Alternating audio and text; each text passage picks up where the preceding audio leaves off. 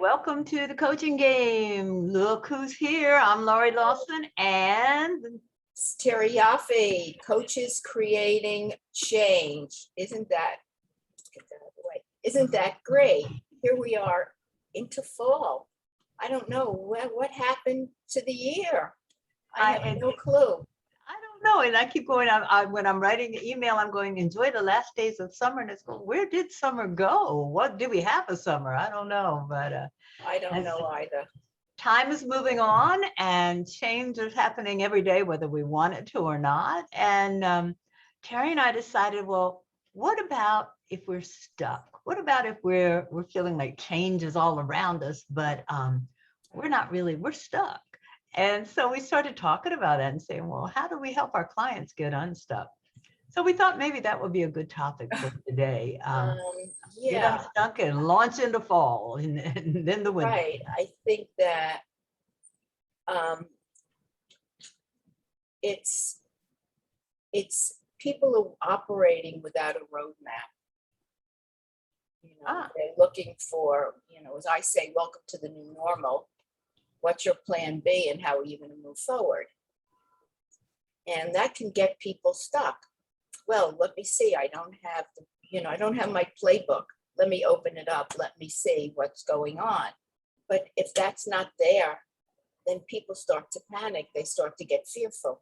People don't like change, and we are definitely in the midst of a lot of change. So how do we work with clients, even if they're stuck? How do they move forward? You know what you just brought to mind by saying that? It's like, I think some people are just like, can't wait to return to normal. And they're thinking normal is the way it used to be. And so if you're waiting for that, you're definitely going to be stuck, because I don't think we're going back to the old normal. I think we have to create our own normal. And that's Right. a good point. I mean, even just thinking that, okay, my playbook, I'm waiting for those plays to come back into into effectiveness. Like they say, oh, if you hang on to fashion long enough, it'll come around again. It may, but that you can't wait. You can't not wear clothes until the fashion comes back. So I think that's a good perspective that you just put on it, Terry. Yeah. Yeah, and even if clothes come back, they're different. Exactly. They're not exactly the same. They may come back where, let's just say, hippie, that flower look. There's going to be an You mean the one I have on today? Oh yeah, well, no, Okay. there you go. That's great. Okay.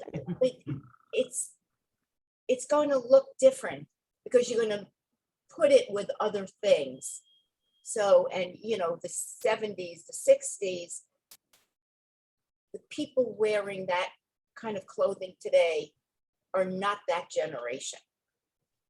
Pretty much. And even if they are, you might not be able to fit into those clothes now because you're growing, so it's pretty interesting. It's like, Right. So yeah, it's we talked about this before we got on. David Hall, he is the preeminent futurist, and when I saw him in 18, he talked about all of this disruption that was going to be significant for the 20s, which we started to see. And his book, The Shift Age, and how do we live with all of this disruption? And with disruption comes change and evolution and transformation. And that's where we're all at, with the disruption, with our changing, and even being stuck. Stay stuck. However, you're going to have to figure out how to make changes, even if you're feeling stuck. So, you're not stuck in quicksand. You can move around. But as to your point, Laurie, if you are looking in the rearview mirror, you're waiting for the 2nd Avenue trolley to come on down and pick you up. That ain't ever going to happen again, ever. Good point. And but you do have the Q line now, so I mean you got the cool subway, but right. but don't wait for the trolley. Just Right. advance and jump on the subway or not. But Right. that's your choice. Exactly. Yeah, so it's really interesting because I think, for the first couple of months of the pandemic, we all went around, oh my God, woe is me. When will this be over? And now I think most of us are at the point where it's like, this, it will be over. Please let it be over at some point. But there have changes have been made. Changes have been made, and you can fight them, or you can, adapt them to your need, or you can just blindly jump in. So I think we're talking to the people who are not still fighting. It's like, oh, I don't want to change. I want it to be just the way it was. I think we're talking to people who really know they have to change, but are not sure how to do it. Yeah. How do you do it? I think I told you I did this webinar on, welcome to the new normal. What's your plan B? And how are you going to move forward? And I think the things I looked at was, it's about getting comfortable being uncomfortable. Really figuring out how to be uncomfortable and going with that, because we're all uncomfortable. And if you're going to wait to get comfortable, that ain't going to happen. So it's first doing that and realizing, okay, I'm not alone in this. I can speak to other people. How did they get unstuck? You can get some ideas from others. What have they done to get unstuck? And also to look at and reflect on what happened to you during this last year. How did you reflect? How did you change? We all had to make changes. We did Zoom, we did this, we did that. We didn't have an office. We had to figure out our kids. We had to figure out all the parents. We had to figure out, how do we get a home office? How do we communicate? So we had to make changes already in how we move forward in all walks of life. So how do you take that learning and help yourself get unstuck? Great point. Great point. Yeah, because we learned how to shop online more than we wanted, probably. We learned how to, adjust our mask, and all the things that we had to do. And so now, I don't know, are we taking this a step forward and going, okay, rather than say we got to get change, it's like, well, where are the opportunities for change? And how do we, I think you used the word courage. How do we get the courage up to do that? So what is the tool that you use with your clients or your businesses, whichever one? I help people try to look at and identify, where are they feeling stuck? If they were, where? Is it in whatever area? Is it their work? Is it they want to go back to whatever it is? I can't say exactly. And then it's pinpointing, well, what's keeping you stuck? What makes you feel that you're stuck? And then it could also be a question as simple as, when in your past did you feel stuck about something yet had the courage to make a change? Right. And what worked for you? What particular quality did you have that worked for you to get you to that success? Yeah. Exactly. So you can always go back and go into their past and look at, with questions, a lot of questions, where, what's one thing that they did when they had this kind of an experience that helped them move forward. And you can tap into so much. We have so many resources within us that we forget about. Yeah. Also, I know you did that great, I think you were the very first person to do it for ICF, where you had a snippet of coaching. I forget what that was called, where you demonstrated some coaching. with one of your clients? Oh, experience coaching. Yeah. Then And they did that series, experience coaching. right, I think you were the premier First, one. right. Yes. And Right. you gave your client a different perspective, which I thought was brilliant. You said, okay, if you were on a chessboard, what piece would you be?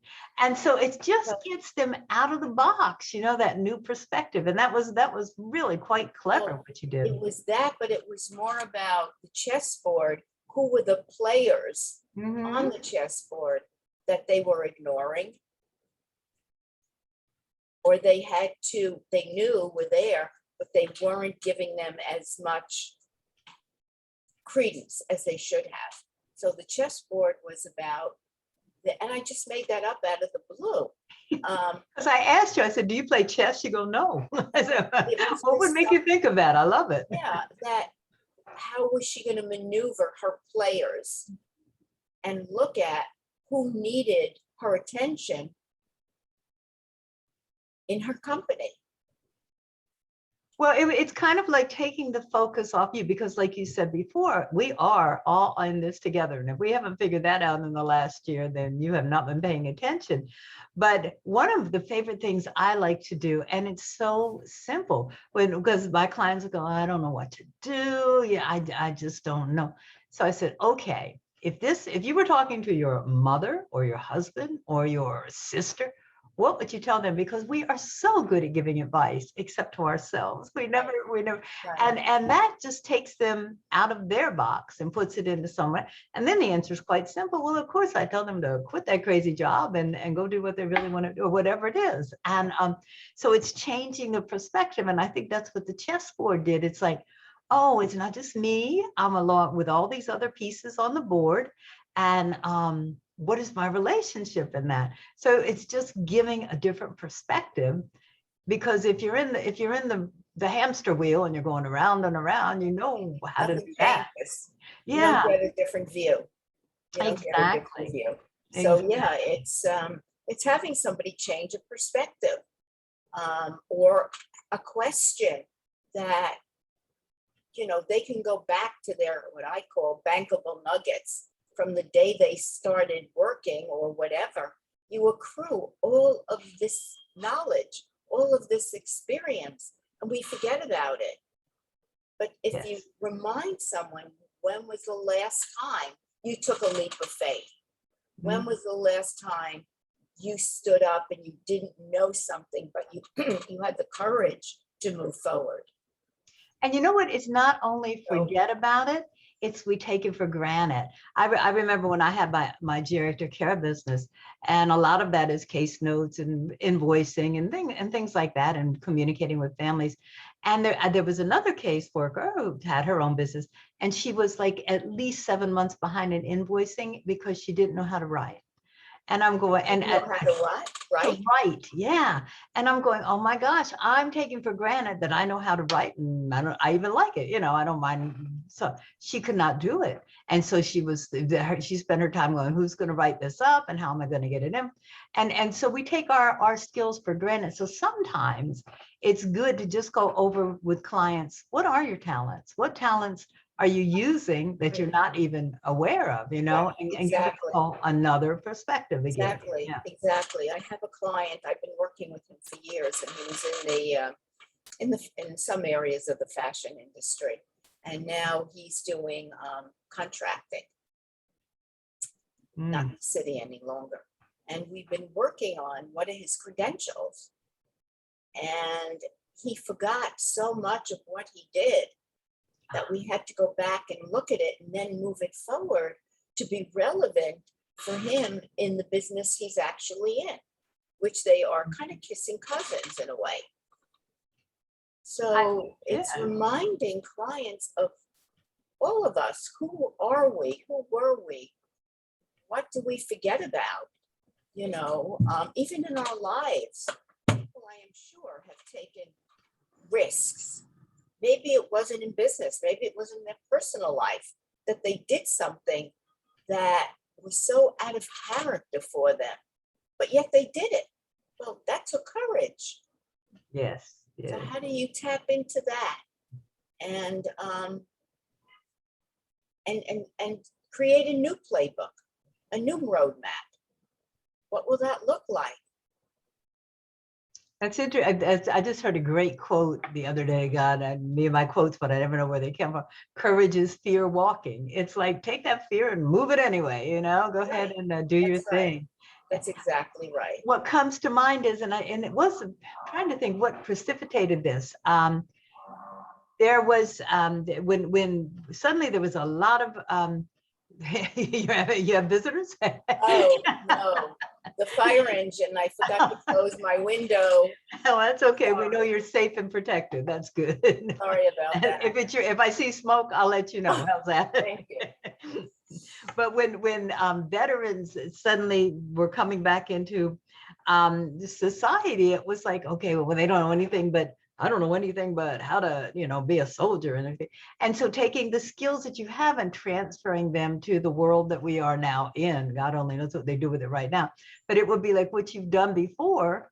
How can you use that skill to adapt to whatever's going on today? And that's another way to get stuck. It's like, I don't know, maybe are we saying that if you're stuck, write down all your, I don't want to say your skills. I don't want to say talents because people will judge themselves as not a talent. Write down all your skills and then see where can I apply that, Right. So I like that idea. It's also about having a growth mindset versus a fixed mindset. The fixed mindset was what you were talking about. Well, I'm going to sit here and wait. It's going to come back.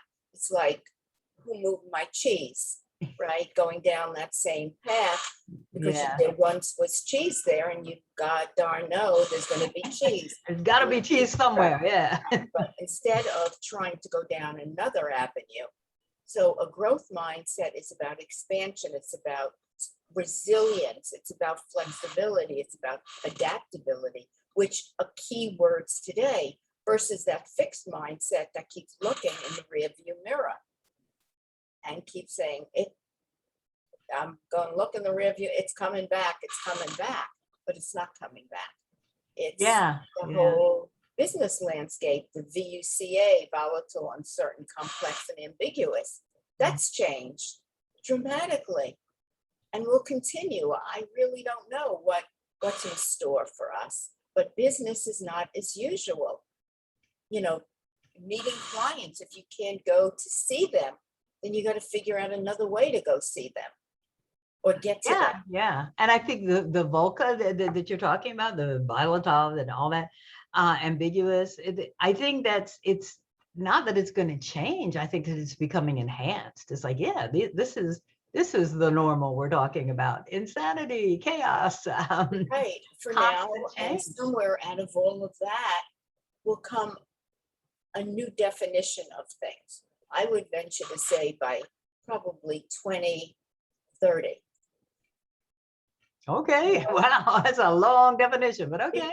It's in 7.5 years, 8 years, it's going to look, the landscape is going to look different.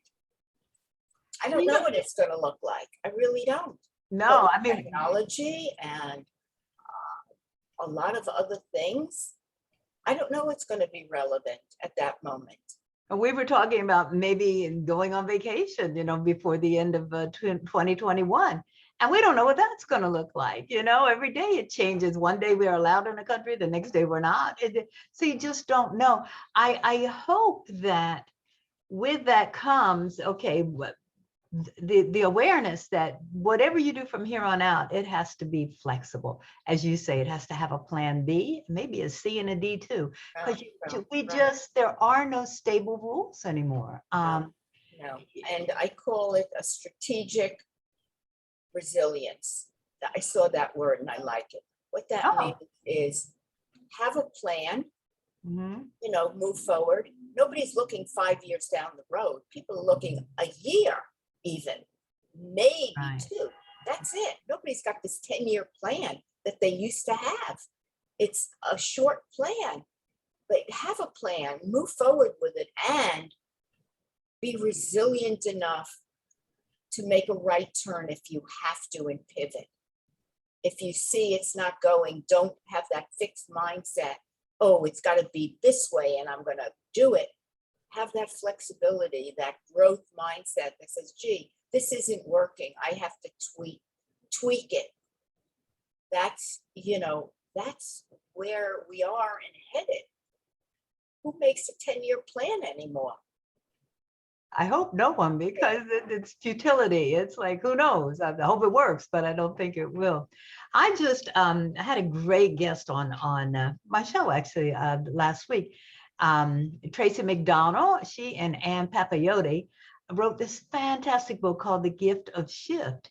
And one of the gift of shift. Yeah. Oh, shift. Oh, Yeah. And one of the things she was talking about acronyms and emojis, and we all know FOMO, fear of missing out, but they had a chapter called JOMO. And it's like, what the heck is JOMO with a J? And it's joy of missing out. And it's like, right? Yeah. And it's like, okay, so that didn't work, but that leaves me free to do something else, to go explore, to find out. So it's and that's kind of like getting stuck. Okay, getting stuck means you're not in the same old pattern you were. So create a new road, build a new bridge, whatever you're going to do. So if we could just shift, using that word again, if we could just shift our mindset to go, wow, this is fantastic. As opposed to, oh my God, what am I going to do? The freedom that we all had last year to just hang out with family and read. And that was cool. Yeah, I think everyone had the ability last year, even into this year, to really reflect on their lives. I mean, you're hearing about the Great Resignation. People are leaving jobs. They got some epiphanies that they just didn't want to be there anymore. That, was it worth climbing the ladder, getting that corner office? What did it mean? What were they giving up? Yeah. So a lot of people are leaving their jobs, and they're looking for new jobs. It's an employee marketplace. Employees are demanding, talk about change, are demanding benefits, emotional compensation, being free to work part-time at home. I mean, they are ruling the roost. So the whole world is trying to get unstuck from the norms that we were used to. And this pandemic has been able to uproot that thinking. I think CBS, no, you're right. I think CBS News had a special where it was like, for the first time, workers are ruling the marketplace, and they've done what legislation and Congress and no one else could do. They're raising the minimum wage because they're in demand, and it's about time. Right. But so all of that stuff that we used to believe, it can be done, and that's people getting unstuck. That's people.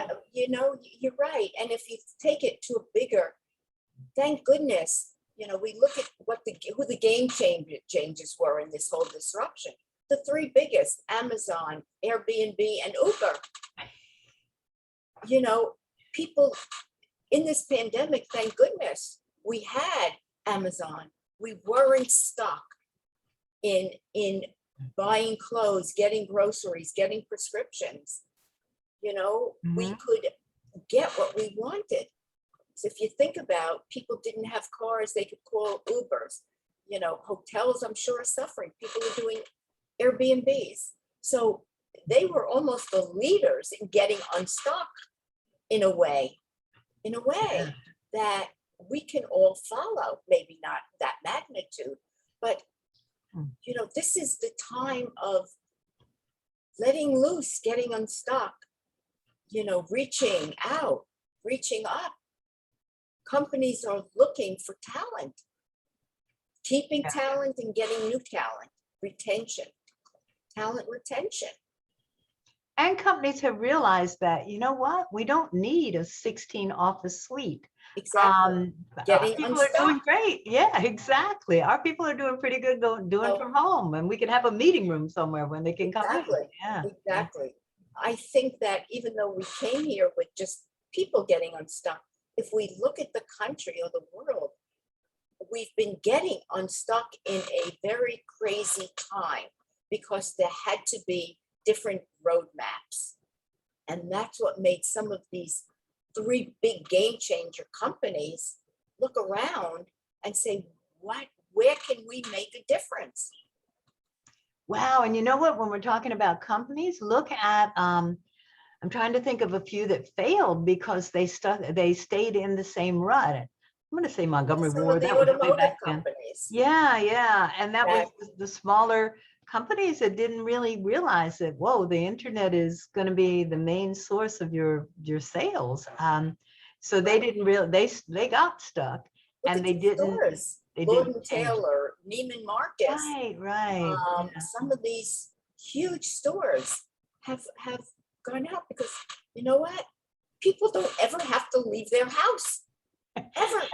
They That's can kind get of sad, but I'm into it now. It's like, no, yeah, they no, can I'm okay. even, I mean, you wouldn't meet people face to face, but you can have lively, look at us, we're doing, who thought back whenever that we weren't going to the studio? Exactly, exactly. And that's been, and I'll say it again, that's been a blessing because you and I can get together and this way, I mean, and we'd love to get together at the, well, I don't know if the studio, but at least for lunch. Have gotten together, We've done that. So that's good. But right? yeah, so it's like getting stuck is, I think if I could say one thing to be helpful, it would be getting stuck can be a blessing. And if you're stuck, that means the road that you're usually on may not be available. So go find a different one, Right. go And find a you're right, different. it might be, or it might need some tweaks. Yeah, What you're you might have doing. to dig out a little, but you got to make it wider or you got to take a branch, you got to fix it No, because the old road is not going to get you where you want to go. no, and we're all being asked to step up and to Yeah. figure out our own roadmaps. Because most people like a roadmap, if I'm a structured person also. However, it's different. It's a different roadmap. And, it's asking us to tap into our creative abilities, which are there Yeah. and our business acumen. We're still the same people. It's just figuring out different ways to be that person and what kind of an environment. And I think in our last seconds here, if we had to Oh, say something, it would be if you are truly stuck, get a coach. We do this all day get long. a coach. Get a Get a coach coach. and keep it moving. Keep it moving. Right. It's about making, why Rahm Emanuel said, why let a good crisis go to waste? Exactly. I love it. Let's leave it on that one. Thank you so much, Terry. As always, I learned